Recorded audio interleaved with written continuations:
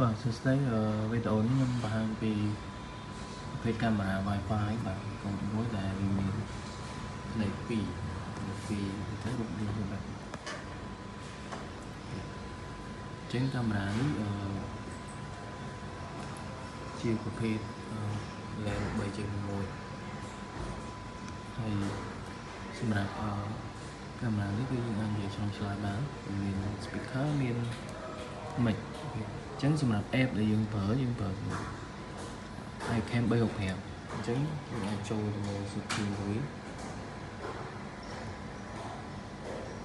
អញ្ចឹងរូបភាពគឺវាចាប់ពីរផងខាងលើមួយក្រោមមួយអញ្ចឹងពីរហ្នឹងគឺយើងអាចបវល់ជាវាបវល់បានពីរចង់បវល់ទៅលើចុចលើមកហើយវាមានdigital zoom ចឹងនេះយើងអាចទាញ zoom វាបាន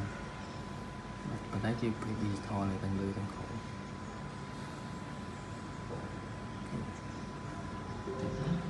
គេចឹងយើងចូលទៅបង្ហាញទៅមួយ setting បាទចូល setting វានៅក្នុង setting យើងមានកន្លែងបិទសលេងហើយមួយទៀតតកតងនឹង memory សម្រាប់128ហើយនេះតកតងការ display យើងអាច rotate រូបយើងបញ្ជាក់ឡើងលើចុងភូមិនេះ screen screen នេះយើងអាចត្រឡប់យកលេខ1ទៅលើលេខ2មកក្រោមអញ្ចឹងទៅគេតកតងមួយភ្លើងតកតងមួយយប់ឡើងគឺយើងអាចរើសបាន3 mode មាន intelligent mode មាន infra និង full color អញ្ចឹងអានេះយើងអាចរើសបានយប់ឡើងសខ្មៅហើយនេះយប់ឡើងពេលដែលមានមនុស្សចូលវាបានភ្លឺដែរហើយយើងនេះគឺ full color អ្វីដែលយើងត្រូវយកគឺអីពី5បង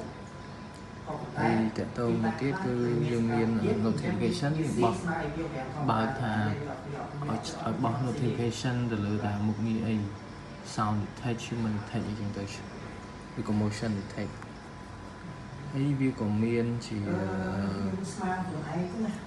detection បើវាចាប់តកតងនឹង screen share និង mic share អញ្ចឹងទៅមួយទៀតតកតងមួយសលេងមានសលេងអាឡាម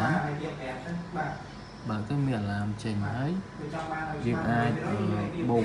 អេតអាឡាមរបស់យើងនៅក្រៅចូលបានអញ្ចឹងយើងលើមួយទៀតតកតងនឹង auto tracking នេះយើងមាន auto tracking យើងអាចបិទបើកទៅបាន